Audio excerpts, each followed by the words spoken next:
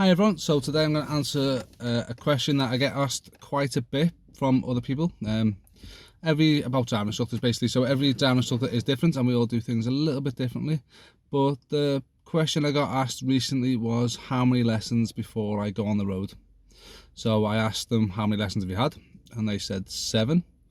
And it's up to obviously the driving instructor's preference. Are you at the standard that the driving instructor wants you at to be on the road?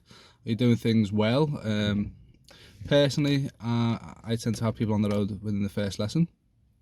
I start in a very quiet area and I'll have you on the road within the first hour or two. I asked this particular person, where have you been having your lessons? And they've told me that they're having lessons in a car park.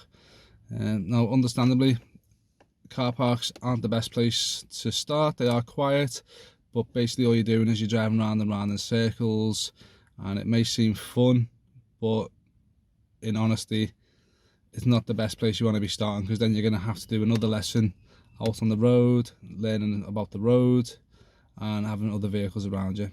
If you can, try and avoid driving instructors that are keeping you in a car park.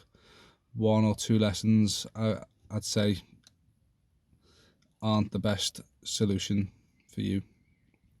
I have done a lesson in a car park before, and to be honest, they're boring, absolutely boring. I don't know how you could spend more than half an hour in a car park, but again, every driving instructor is different, every driving school is different.